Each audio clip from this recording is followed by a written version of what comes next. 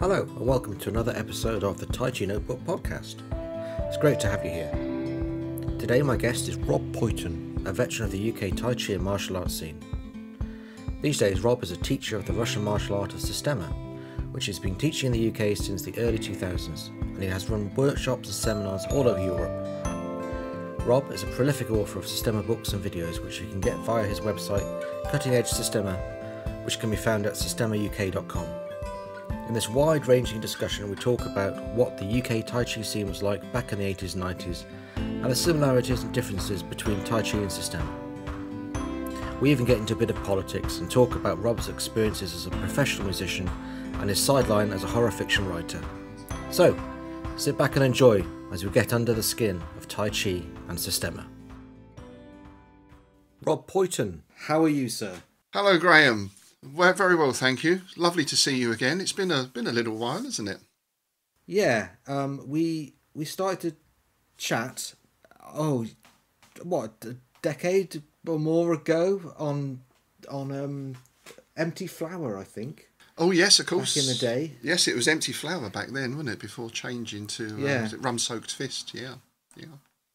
Yeah, and we used to, I don't know, just have a bit of a laugh, really, laughing at bad kung fu videos and stuff like that, and at the time I think you were getting into Systema or just starting your kind of contact with the Systema people, and then you organised a seminar for some of us guys off Empty Flower. That's right. Yeah, and then so we've actually met in person. Yes, and I did a seminar with you, which was really good. Really enjoyed it. It was very nice. Thank you. But your background initially was in Tai Chi, wasn't it? That's right. Yeah, Yang family Tai Chi. Yeah, from the Yang Shaochun lineage, so the Hong Kong lineage. Yeah. Initially through Chu King Hung's school in London with John Ding, who was one of Chu King Hung's instructors, and then later studying with Chu Jin Soon and his son in Boston as well, or from Boston. So very much in that line, yeah. So this was was it the early 90s or the late 80s? Oh, well, I actually first started about 1981, 1982, something like that. I mean, I was still at school. It was just before I left school, so I was about 17, 18. Yeah, I'd been looking around for Chinese martial arts for some time, and back then there wasn't a lot about, unless you went into sort of, I guess, into Chinatown in central London, but certainly out on the edges of London there was very little other than judo and karate at that time. So what was it about Tai Chi and things like that got you interested? At first, to be honest, nothing at all. I was just looking for Chinese martial arts. And It happened in the same week. I think there was a Tai Chi class and a Wing Chun class started up fairly locally. And I just happened to try the Tai Chi one first. So I was quite naive, I guess, in some ways. My interest had started earlier. When was the David Carradine Kung Fu series, when that was on TV? I guess that's sort of early mid-70s or something like that. Yeah, I remember that. Yeah. So I'd done some judo and boxing as a kid. My dad took me to judo when I was about 6 or 7. And boxing is compulsory in East London, so in one form or another. So I always had that interest in that type of activity. My dad was huge on football and that kind of stuff, which I was never particularly into. But I had interest in physical activity, and then the way that matched up with the self-defense side of it was good. But there was something that struck me with that Kung Fu series, and I know now we look back and it's very much of its time. But it was this guy was so calm, and there was the underlying philosophy, and the flashback scenes to the temple were quite captivating. And then, of course, he'd kick everyone's ass and and be on his way. So there was something appealing about that. Yeah, me too. I remember that was exactly there was the moment. I remember it was a Sunday. And my mum was calling me in for Sunday lunch, and this thing came on TV, and I wouldn't go in for Sunday lunch because it was just like another world, and I was instantly captivated. I eventually got dragged to the table where I just talked about it incessantly for the next hour. And he kicked this guy's gun and it flew in the air. And, But yeah, that for me that was it. That was the one moment, and Yeah. and I guess a lot of people it's the same thing, isn't it? Yeah, and I mean, I didn't even really see the Bruce Lee stuff till a little bit later, because I guess at the time, I would imagine Enter the Dragon and those sort of, I mean, that got a general release, but it was probably an 18 certificate or something, I would have imagined when it came out. So I probably didn't see that until it was on TV or something. Or, well, the great days of VHS, you know, when you could get copies of stuff and everything. And then, of course, Jackie Chan came on the scene and that and all that sort of thing. But yeah, it was something about obviously the physical aspect, but also that philosophy and atmosphere as well. Yeah, I mean, obviously, we now know that most of that was created for the TV show. You know, that wasn't really what life was like. You know, in the Shaolin Temple. But at the time, you know, you're naive and you don't know anything. You just think it's wonderful, don't you? Oh yeah, yeah. And it was secretive. You know, it was difficult to get information back then. I remember going to the library and there was a book on judo and a book on karate, and that was it. And I guess we had what would have been going around. I guess it would have been Combat Magazine or some of those. Oh, what was the Terry O'Neill magazine? Was it Martial Arts? Martial Arts Illustrated. That was the one. Yeah, yeah. So you started buying that, but even in those, of course, that was mostly karate-centric or Japanese arts, because they were very well known since, I guess, the 40s and 50s in the UK.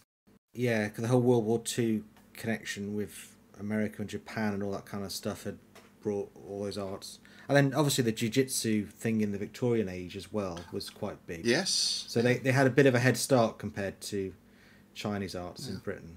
And I think the Chinese arts always had that bigger air of mystery around them, that sort of mystical thing, which I guess was an appeal at the time, you know. And the dragon and the crane and the snake and all that kind of all that kind of thing. Yes, we're talking about. I'm still fascinated by all that stuff. Well, there's a lot of interesting things in there, and I don't know. It goes through cycles, I suppose, of interest. But the Kung Fu boom, which I guess started in the late 70s, actually pretty much up into the 90s. I mean, Kung Fu and Tai Chi was huge at that time. I remember at our school we were getting 30 students per session and a lot of young people as well. There was a huge interest. Yeah. There was a big interest in alternative medicine and acupuncture. I remember, was it in the 90s? There were feng shui magazines in W.H. Smith's and all that kind of thing. Yeah. So a huge interest in it. Yeah, it was.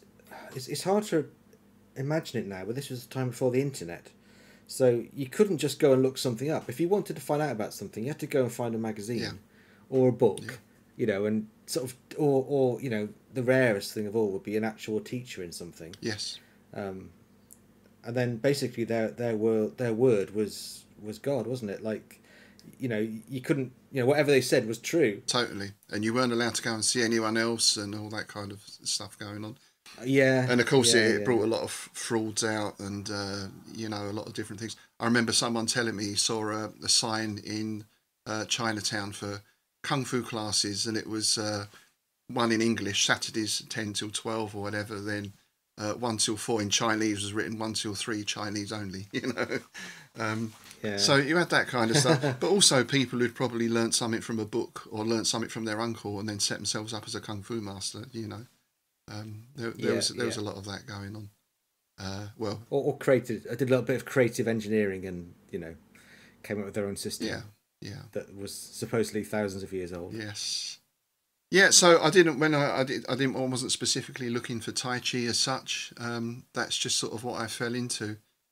And the sort of mystique was increased when I found out that my teacher at the time, John Ding, he had a background in Shaolin Kung Fu back in Malaysia, and also praying mantis as well. So that kind of lent it an extra air of Shaolin, you know, the magic word. And you were quite a big name in Tai Chi circles, really. Well, I suppose I was. With John Ding, we started up Tai Chi and Alternative Health magazine, so I was editing that for a while. Then later I brought my own magazine out, Tai Chi International. And I think it was when the video boom started, it got easier to make videos and edit them and sell them yourself. So I was quite involved in that side of things, I guess, yeah. Yeah, and doing demos as well. Like, I mean, my own teacher and his students used to do demos in the 90s. Um, and again, this has been before YouTube existed, so it was the only way people could kind of get to see these things. Yeah. And you did a few of those too, didn't you? Yeah, we used to do the Chinese New Year sort of circuit, and then particularly when I moved out of London up to sort of Peterborough way, we used to do demos there, mostly for that as promotional things, really. Yeah, they were quite fun to do a lot of the time, and you could do some of the little, breaking bits of wood and all that sort of nonsense, But they work, and I think this is something I think you've written about before, or certainly I've seen you put this forward about the Chinese martial arts as entertainment, the connection with opera and Yes, music and ritual and everything else, which I think is a very valid point. I think I regularly upset people with this this view that there's a big connection between stage entertainment and Chinese martial art. And it doesn't mean they're not effective. I think that's the problem, is that as soon as you say there's this connection, people assume you're saying, oh, it's all just made up acting. That's not what I'm trying to get across at all. It's that they're both part of a culture, and this culture has a lot of facets, and this idea that you can extract the martial art bit out and do only that is kind of a modern thing that appeared in answer to Western influence on China. That we were over there, creating entrepreneurism and capitalism, and that suddenly they realised, oh, we can make money by teaching people martial arts, and it was like nothing that had ever been a thing before. And so they, quite often they extracted these systems out of a bigger part of the culture, and taught them separately. And even today we still have, people can't seem to, we still have lion dance, like a kung fu troupe will do a lion dance at Chinese New Year, or a dragon dance, but there's no connection to religion at all. No, of course it's just martial arts. But you're dancing around with a puppet. That is a puppet. Yeah, I mean, to be fair, some schools do go the whole way. So I trained for a little while with Jim Uglow at his school down in Essex. Hung Quen, I didn't study Hung Quen, I studied Tai Chi with him. But again, they've got the full setup with the altar, and they're very observant of the customs and the traditions. And I can understand the attraction of that, and people who are into that kind of thing. I think for me, that initial appeal on that side of things gradually lessened as I saw some of the things that were going on, and through experiences you have in different places. I guess, like you said, we start naive, and you sort of grow up a bit. The rose-tinted spectacles come off to some extent, which is not to say that there aren't good people around, but I think it was the politics as much as anything else that turned me off at that time. Yeah, well, you definitely kind of drifted away, and you kind of went into this other direction, which was towards the Russian martial art Systema. Yeah. So how did you go from the Tai Chi world to that? It was a gradual process. When I left, or three of us left that first school, and we set up our own club. And I was always looking for other things to fill the gaps. So I was one of those who asked. I was probably a terrible student because I was always asking questions, but not silly questions, but where I was from, to me it was quite sensible. What do I do if four guys come up to me, or what if there's a knife, or that sort of thing was what you were dealing with, right? So it wasn't being a smart ass. It was, I want to know how to deal with this. And so we started looking around at other places for answers. And then I hooked up with a guy called Dave Nicholson, who I think we met at a competition somewhere, and we kind of clicked. So we were working together for quite some time. And probably for about 2 or 3 years, almost every weekend I was going to a workshop somewhere in the UK. Different styles, everything from no contact energy work through to people like Peter Considine, the British Combat Association, Dave Turton, hardcore combative stuff. And we were looking mostly at the time at getting some CLAP people over, because that looked like a very interesting style or system or art. and was more in tune with where we wanted to go. And then someone sent me a tape of Vladimir. I think it was one of his early TSR tapes. And something about that caught my attention, and I wrote to him, and he answered me. Then when he first came to the UK, I went along to see him, and that was pretty much that. That was a very interesting experience. Yeah, I mean, I've never met him. I've met lots of people that have met him, and they say things like, "Well, he's just on a different level. He's, he's just like super professional. Yeah. Like, everyone else makes everyone else look like an amateur." So what were your experiences of training with him then? Well, that very first thing, because again, I went in with questions, and the first thing I noticed, he was extremely approachable. There must have been about 80 people at the workshop, I guess. And he made the effort to get round everyone, and he'd show you something and we'd practice it. But then he was working the room constantly. He was walking around hands-on. So this was a big thing, because obviously coming from that Chinese tradition, we had things like when Chen Zhaowang first came to London, we went down to see him. We weren't allowed near him. And again, it's not like we're showing up saying, "Oh, come on then," we're being respectful, but we're asking questions. You got no contact with the guy, right? Which for martial arts, for me, is strange, because you got to taste the pie, right? If you want to know, you've got to taste it. So it was that, first of all, and then at some point he said to me, well, and I said, "Oh, well, what do you want me to do?" He said, "Well, try what you like."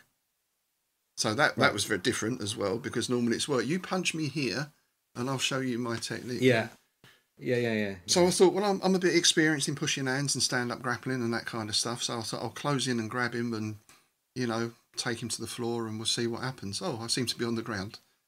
And he said, "Oh, do you want to try again?" I said, "Yeah, okay." And the same thing. Third or fourth time, just started laughing.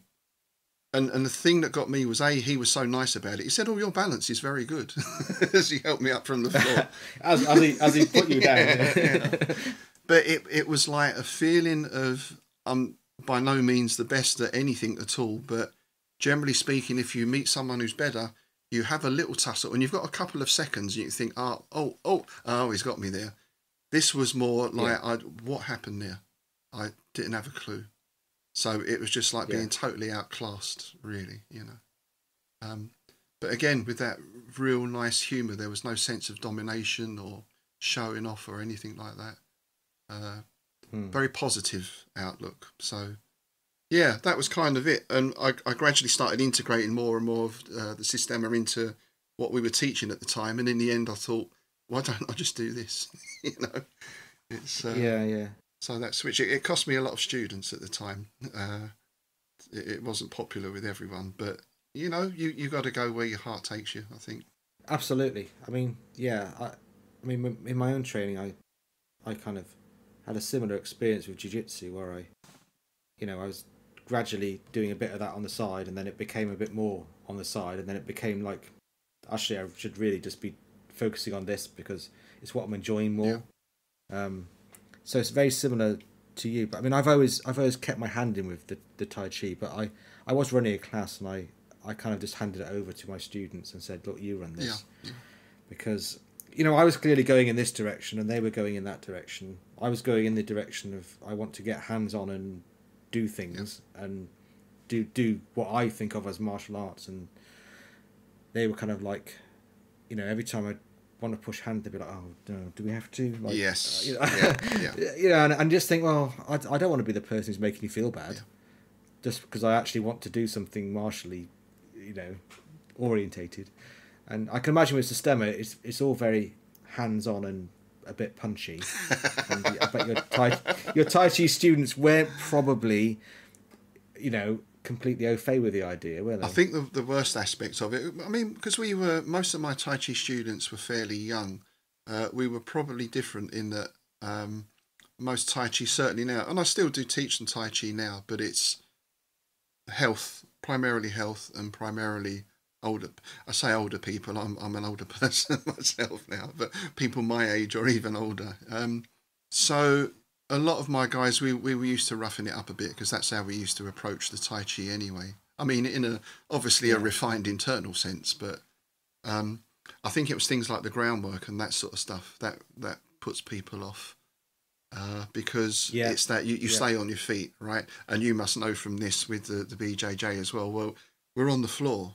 Well, I don't want to get... And I've even had this teaching at seminars.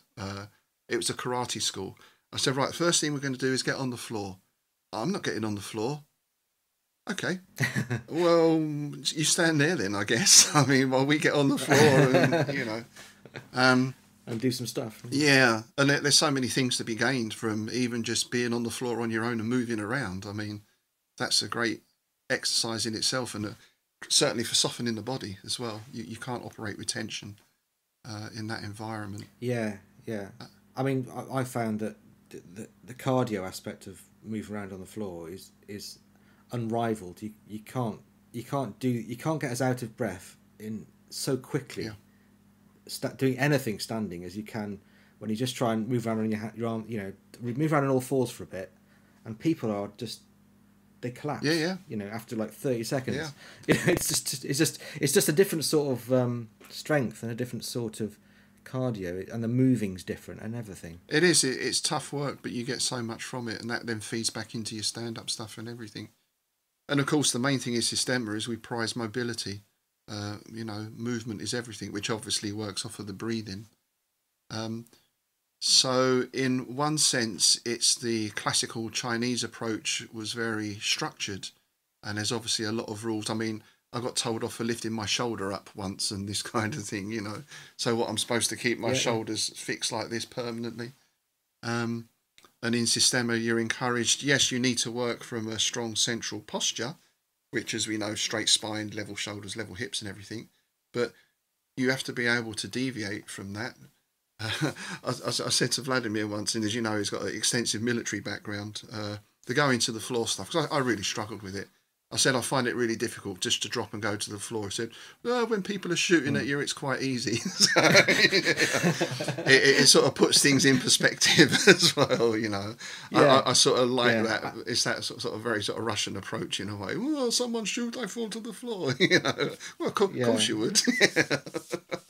I do like that Russian approach to life. That slightly pessimistic, but kind of humorous. You know, I think like, it resonates a lot with the English sense of humour. I think we're similar in the sense that we're used to things going wrong, and you know the weather's always bad, and it's that kind of approach. Yeah, like that great Russian saying, like life is hard and then you die. I mean,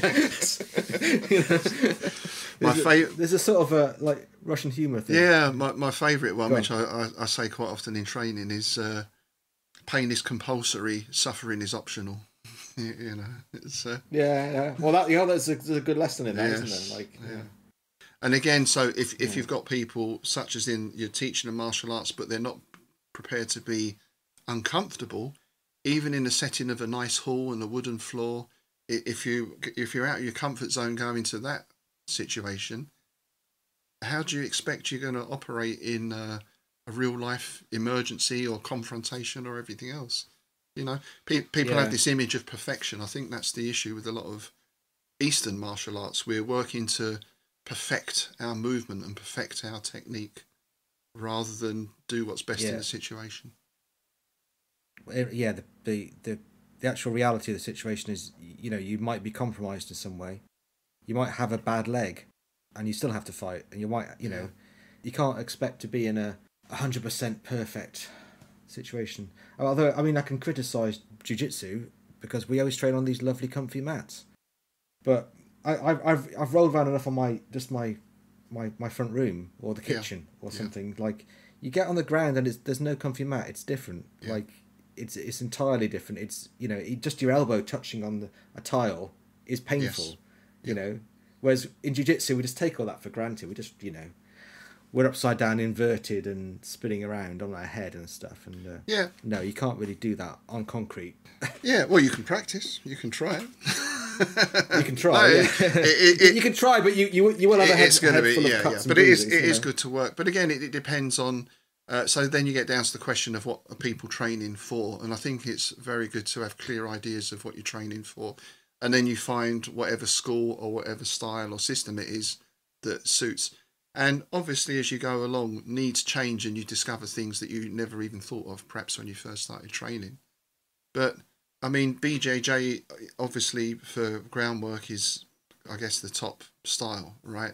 There's very few people who are going to, at a good school, are going to touch that level of technical ability, I would say. Yeah, but we spend all our time doing that. That's the, I mean, I think you're right. The technical level is incredibly high in jiu-jitsu, but we spend if that was all you ever did, then of course your technical level is going to be quite high. And it's a little bit like if we go back to the Chinese stuff. So you see sometimes someone will put a video up of an 80-year-old guy doing whatever form it is, and they'll say, well, that's amazing, it's really fantastic. Well, it should be. He's been doing that 3 hours a day since he was 6. It should be good. But that doesn't mean that it's good in any other environment or situation. It's very... I think someone said once the Chinese martial arts are very much about specialization. You work on a particular style and a particular set of techniques or movements or a way of producing power, and it's very specific to that style. I'm just thinking about that. I think you might be right, but I don't want to completely agree about having thought about all the possible implications of that. I'm just thinking like Wing Chun, like it is quite specific to a close range situation. And no ground fighting, and right. So no ground which fighting. I guess goes across most. I suppose you can say the internal arts are a little bit different because you're trying to work a specific body movement, or and let's not get into what is internal power and what isn't, because there's well, we won't mention his name either, but it's that spending years getting that very specific way of moving, that's a very specialist thing in itself. How many people ever truly crack that? How many people ever really reach that point? Well, I mean, I've met some who I think have, but equally, I bet you that if they performed something in front of, well, he who shall not be named, for example, I'm sure they'd go, yeah. Well, that's not really Tai Chi. That's the problem. The problem is, even if you crack something in Tai Chi, there's somebody else who is probably quite respected. He's just going to look at you and go, "No, it's all wrong," like, because nobody agrees what Tai Chi is. But we don't want to go down that rabbit hole. It's interesting because that was one of my reasons. And so, for example, even if you switched from school A to school B within the same narrow lineage, you were told, "Well, your form's crap. You need to start again. We need to start with the form again." And it would be slightly different, to be fair, but you think, well, this or this, does that really make a difference if my thumb is half an inch this way? And so you've got that kind of stuff. Then again, how much of that is about the rice bowl and being able to charge people to show them the real technique and all this sort of thing? Yeah, see, I always managed to get away from that problem by finding teachers that didn't charge. Yeah. So I never had to worry about is this guy just trying to make money off something, because money was never the motivating factor. But I appreciate that. Yeah, I think it was good and very rare, and I was very lucky to find people like that. I don't know how I managed it. I have no idea. What's that saying, when the student is ready, the teacher arrives, kind of thing, isn't it? So yeah, it's funny how it works out. Yeah, maybe I just sort out people who didn't charge me. It's what like what's that sort of? Well, there's a word for that, isn't it? In psychology, where if you don't see the red cars, but someone says to you, "Look out for red cars," you'll see like 20, and you notice them. But they were always there, but you never actually noticed them before. Yeah. I did find a lot of that in the Chinese styles, and probably another. I was speaking to some friends the other week actually who studied CLAT for quite a time, and they said, yeah, exactly the same. Huge amount of politics, huge amount of lineage, and who's doing it right and who's doing it who isn't. And one thing I found when I came into the system was it was much more open in that sense. And one thing that I took from it, and I still occasionally remind people of, so you might have a class and you have someone new comes in, and people say, well, he's a beginner. He comes in as a beginner. Well, that person might be 45 years old. He's got 45 years of experience, so any experience that you have, you bring into the class with you. So I've got guys who done all sorts of arts, Thai boxing and Tai Chi and all, loads of stuff. And they don't have to forget that. They bring that with them. Then what Systema does, because it's more about the operating system, is we work to tweak it or refine it or fine-tune it and kind of get rid of any bad habits that might be creeping in, any excess tension. Perhaps your body mechanics could be tweaked a little, which they can for everyone, right? Even, Olympic athletes, that Usain Bolt, his training isn't sprinting as fast as he can every day doing 100 metres, right? His training is, how does he come out of the blocks? He'll slice it down into those little sections. How does he accelerate at this point? And that's what they focus on, even to get an extra 1%, 0.5%. So in one aspect, that's what Systema does. It's a method of refinement, I'd say, rather than a martial art. I don't really like the term martial art for it these days. Well, that's just my personal thing. It has connotations for me. Yeah. There's a lot of baggage with the term, isn't there? Martial art, yeah. And we all know those guys that call themselves like, I'm a martial artist, and they're kind of the last people you want to be like associated with, because they're a bit odd, the sword collectors.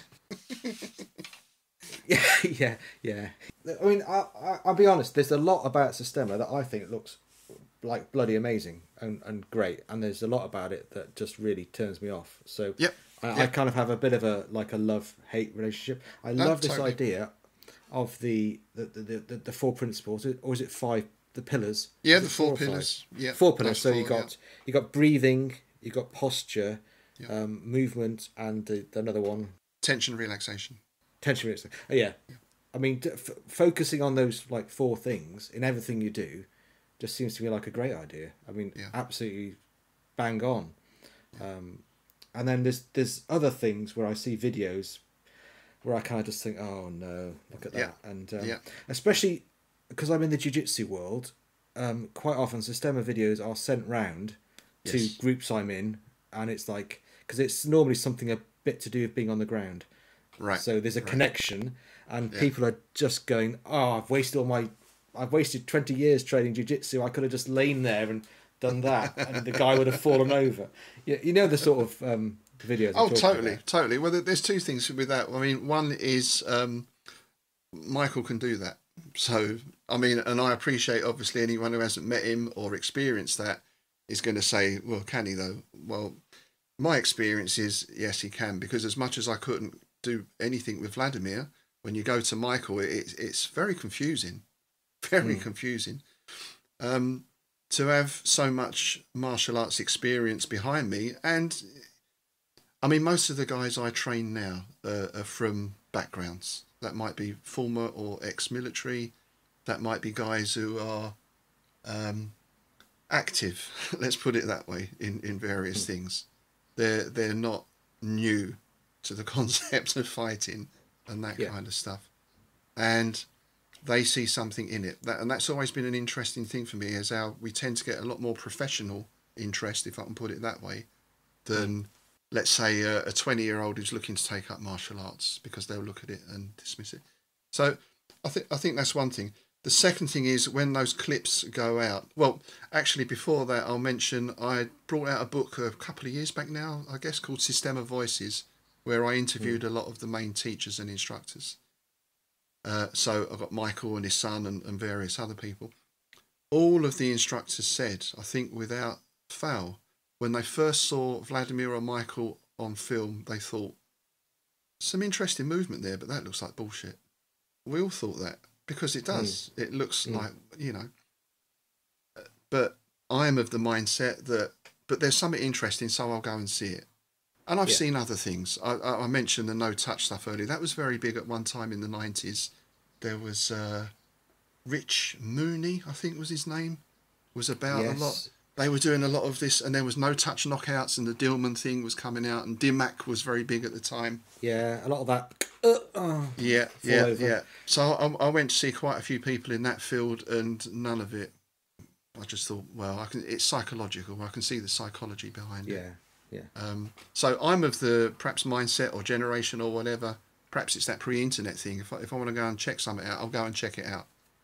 Because I know by looking on video, if we think back to Tai Chi, something as simple as bouncing someone out with pung, and people say, well, that's bullshit.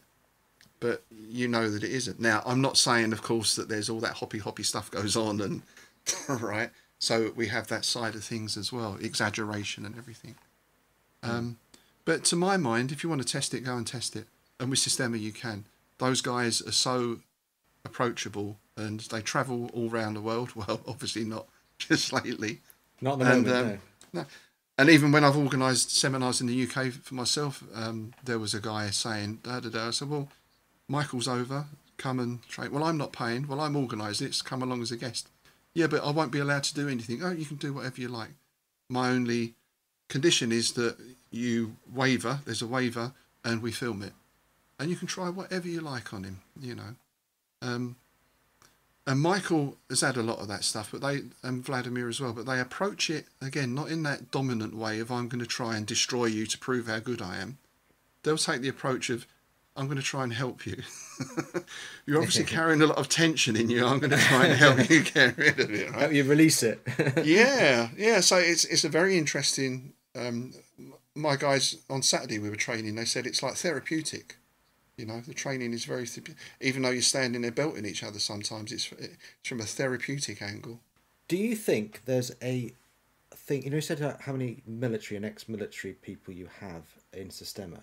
Is there a bit of a thing where it is a kind of a therapy for slightly people who've been traumatised by military experiences? Yeah, Michael does a lot of that work in Moscow. So the first time we went over there, we met some people and we had some people in to give us talks.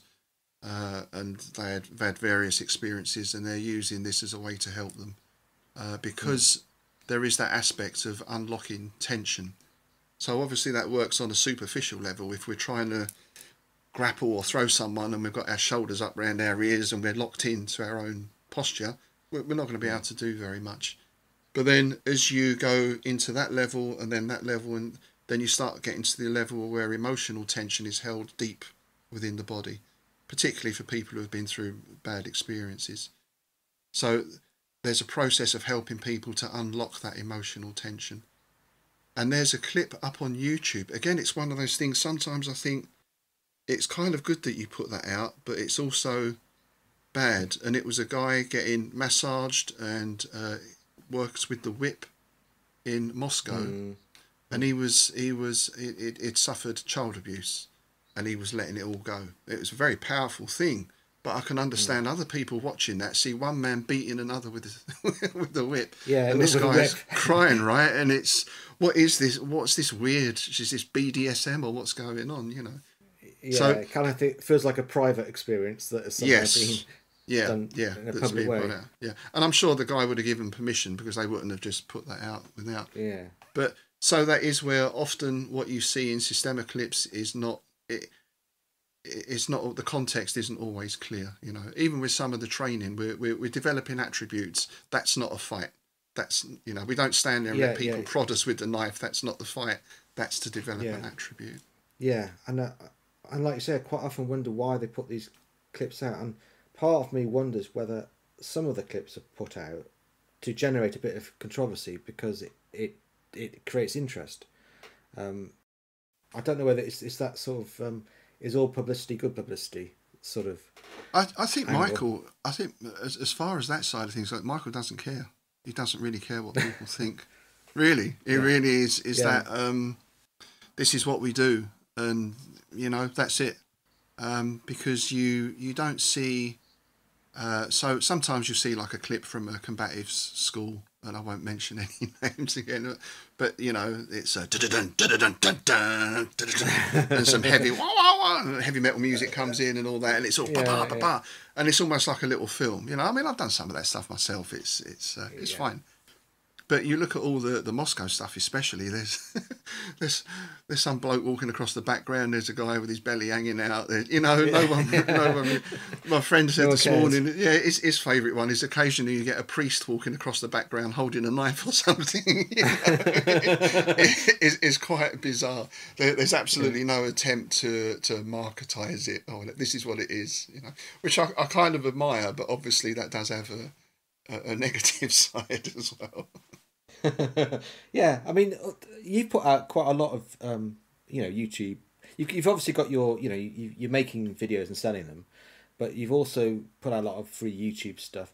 And I always notice that your stuff on YouTube is I don't know whether I think of it as being British Systema, whereas it doesn't have any of the kind of things that you might think are a bit odd, like waving hands and people falling over. Right. And it's right. Your clips seem to be much more down to earth, practical, and very much grounded in.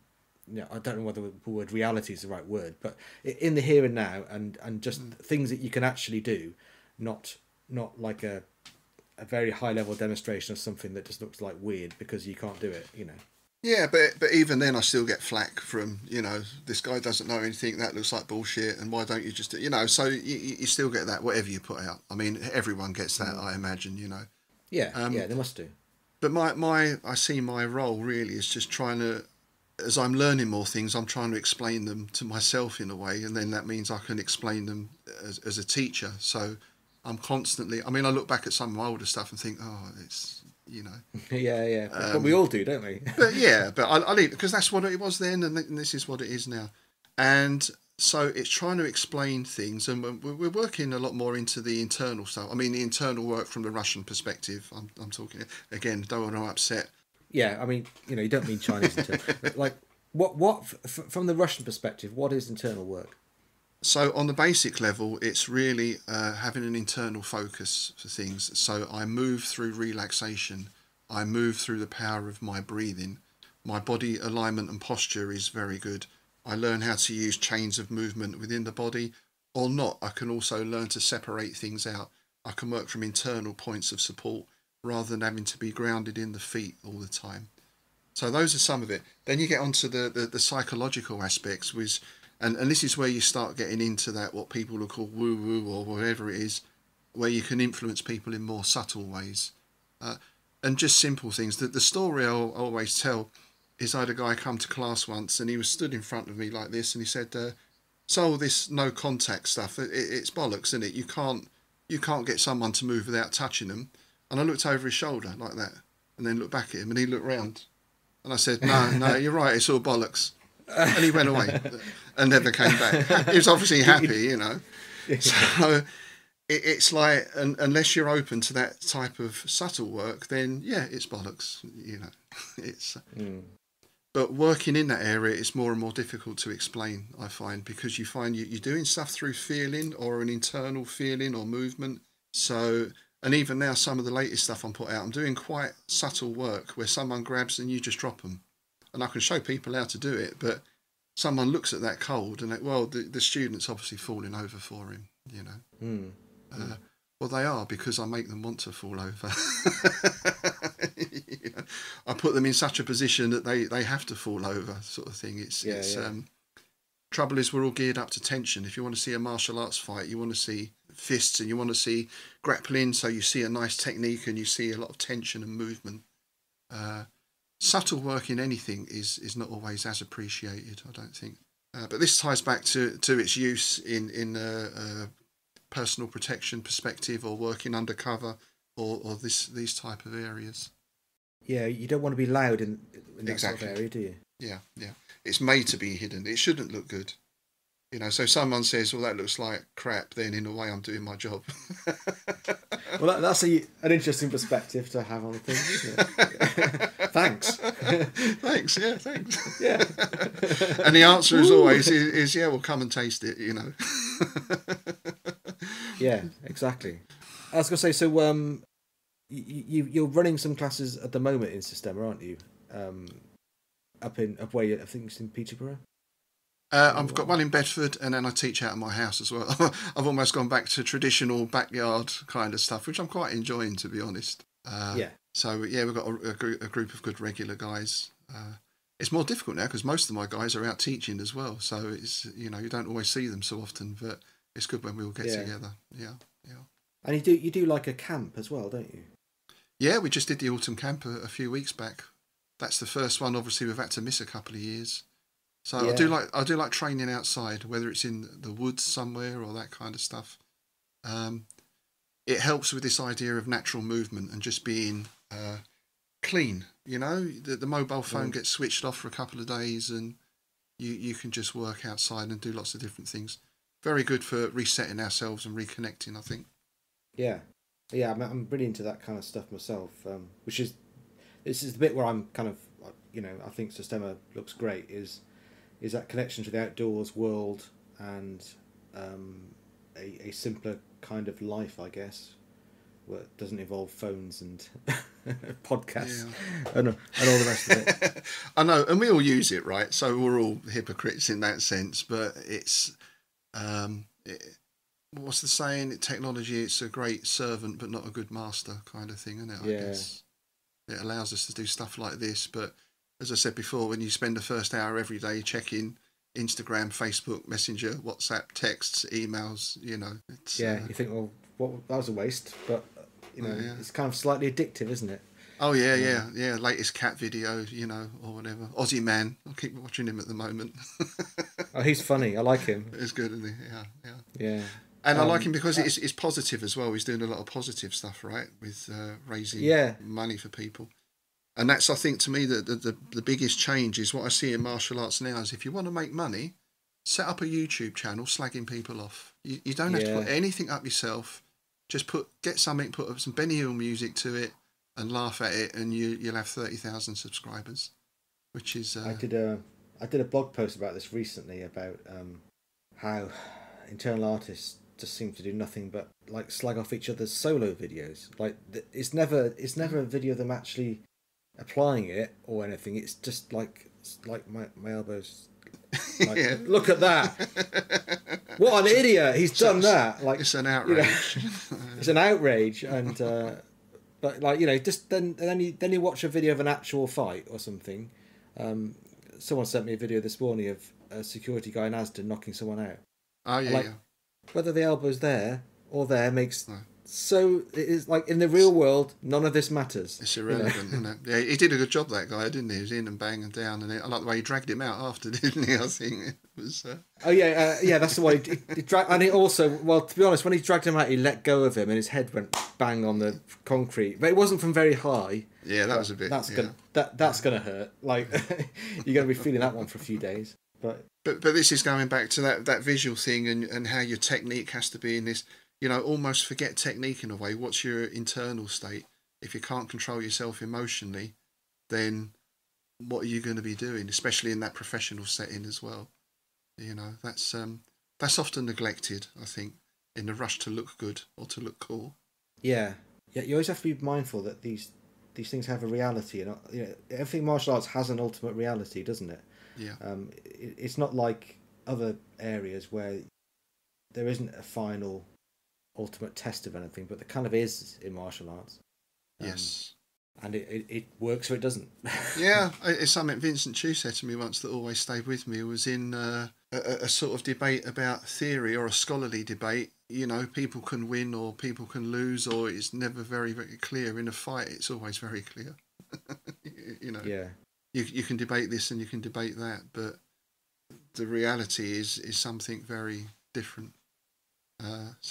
What you see a lot at the moment is a lot of debate of a certain type. I mean, trolling, or some of it's genuine, of course, but there's a lot of trolling goes on as well. That's where we're at in today's martial arts world, I guess.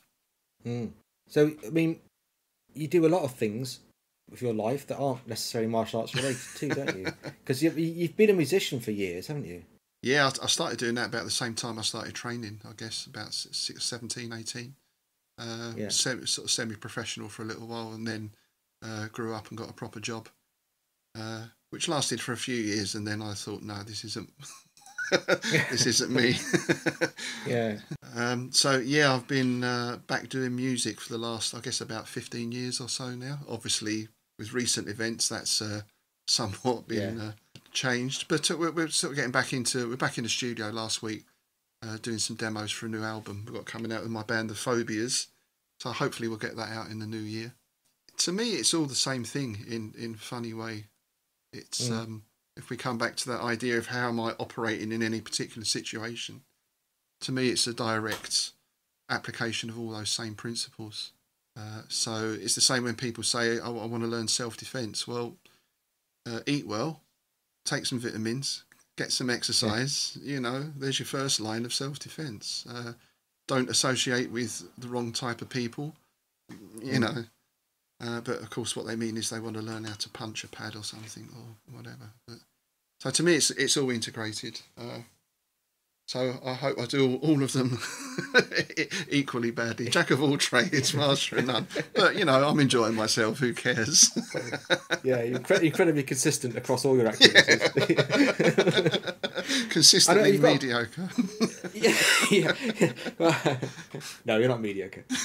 You also got a podcast you do, haven't you, as well, which is about, is it the world of H.P. Lovecraft? Yes, well, that was another long interest of mine. Is I've always been interested in, I suppose, what you call ghost stories and science fiction and sword and sorcery and Lord of the Rings and all that kind of stuff.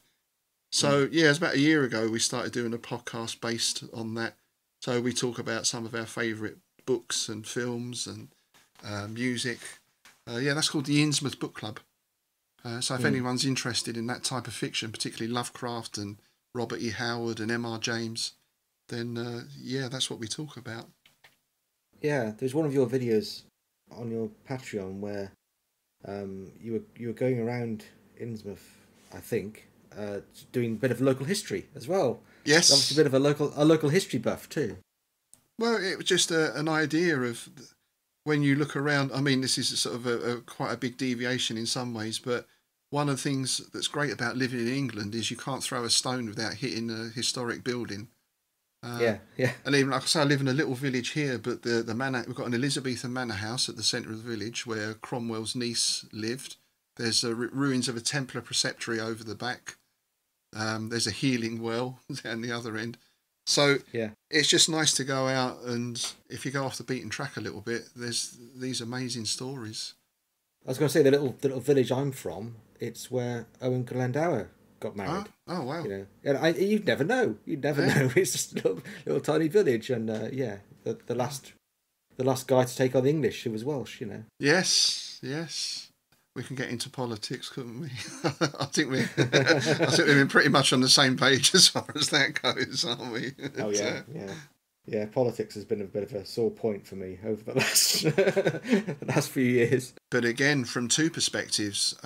So there's been the pandemic, obviously, and I've just started about in the last 5 years travelling into Europe quite a lot to teach with the Systema.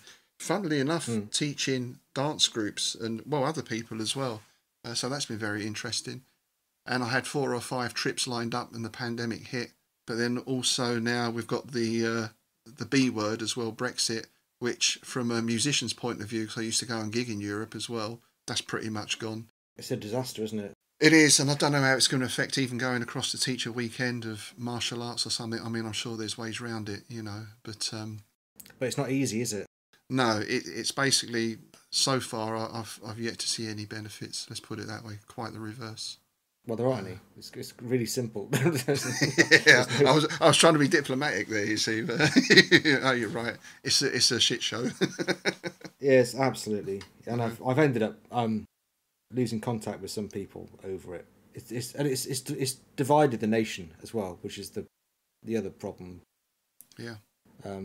Because I just I don't want to get over it because it's wrong and it should never have happened. Well, it's how do you get over? I mean, I've had to shut down parts of my business, and I know other people have shut down whole businesses over it. And I think, I mean, I grew up, I was sort of quite politically active as a teenager and a bit older. And I remember the years of Thatcher and the miners' strike, poll tax strike, the picket lines at Wapping and all that sort of stuff I was involved with. And even back then, it wasn't as divided as it is now. I've never known a country be so split. And there's so much venom around as well. And we've seen the rise of certain groups and, hate crimes on the increase and all this kind of stuff. So it's very strange times. Yeah, it's not a time to be living. I kind of wish we could just go back to the way we were before this all happened, but we can't, can we? So we have to learn to deal with it.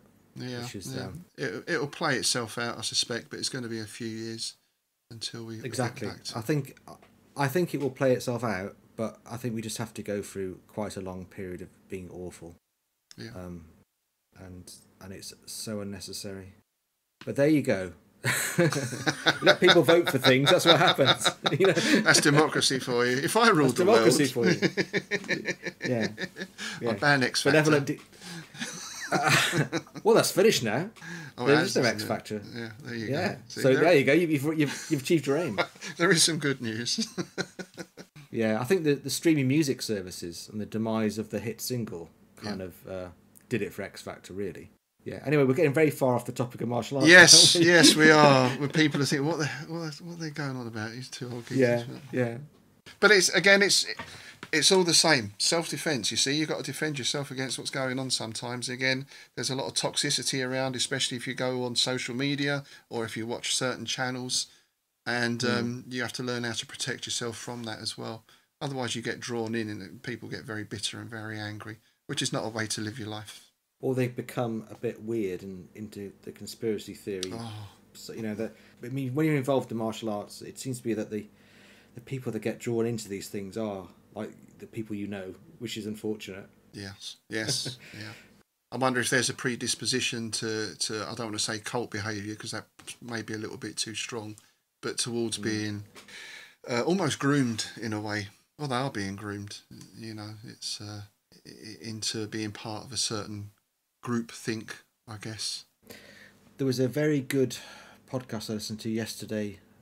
Stephen Kesting does a podcast called Strenuous Life podcast, and he interviewed a psychologist about why martial arts people are particularly susceptible to conspiracy theories and stuff like that. Wow. Really interesting, really good insights. Yeah. And yeah, I'd recommend it. And it's basically tribal behaviour. We're conditioned to be tribal. Yes. So when we see people that look like us and act like us, we just tend to just go along with whatever they're coming out with, and then once someone attacks you for it, it just makes you worse, because no one wants to be seen as being less than somebody else, and if someone's looking down their nose at you, it just gets you back up, and then you become intractable in your position about something, and that just sort of feeds a cycle that just goes round and round. Well, yeah, but we've seen it in martial art, and I know it's something Systema gets accused of at times of being a cult, and I always say, what was the other one? We were all being paid by Putin or something. I've not had my check yet, so I'm still waiting for that. But well, I mean, you know Matt Hill, don't you? Yes, yeah. He's down here to teach Systema in Wiltshire. He's like a friend of mine. He's a great bloke. Yeah. Yeah, good guy. And he's always, and he keeps going off to the jungle with groups of people and doing like trekking for the jungle and having these amazing experiences. And I'm just like, damn it, how did you manage this, Matt? I want your life. But yeah, he's having a great time. He because he's in Wiltshire, and it's when the Russian poisoning thing happened in Salisbury. Yes, of course. So he's there teaching Russian martial arts in Wiltshire while this is all going on. It's getting a few funny looks from people, You just it's just like it's quite comical, really. We're not comical for the people that got poisoned, obviously, but no. But it has been an issue, and we've had it. I mean, in Germany they had it quite bad. I mean, one of the main teachers over there is very high up in their equivalent of the anti-terrorist unit. So again, he's teaching Russian martial arts. So he had an interesting time of it. But even the same here, and I've been told by some people who know some people that this is not looked well upon because it is Russian. So we're not going to be asked to go and teach in certain places or whatever. I mean, that's getting a little bit conspiracy-ish, perhaps, but nonetheless, it is an issue. I think where Michael gets most of his vitriol from is because of his religious views, perhaps as well. There are quite a lot of people who dislike him because of that. It's the Russian Orthodox Yes, Church, isn't it? yes, and it's something that's there. It's not something that he pushes on people. Or you don't have to be this, or you don't have to be that. But if you ask him about it, he'll tell you. You know, that's part of what he is.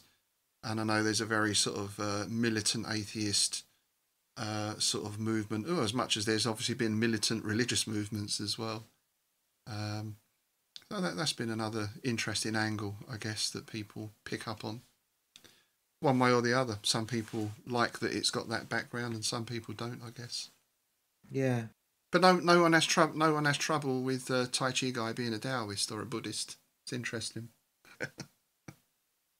Right, I think we've been chatting away for about an hour, so shall we Great. call that a day? Yeah, thanks. I really enjoyed that. Thank you, Graham. Yeah, it was lovely to chat again because we haven't talked for a while. So you've wisely contributed less to these online discussion forums in recent years than I have. You've managed to get yourself out, and I'm still stuck in them. Just when I thought I was out, they pull me back in. I still pop up now and again because, you know, best will in the world. Some it presses your button sometimes, doesn't it? And you know. Yeah. But I think there was a phase where people used to post a lot more about Systema on them, and these days they don't really seem to. That phase has passed almost, you know. I always know when I've put a good clip out because it doesn't get shared on those forums. That's my take on it these days. That's what I tell myself anyway.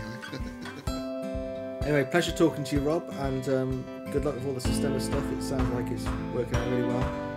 And your other interests in podcasting and music. Lovely. Thank you very much, Graham. It's been a real pleasure. Nice to speak to you.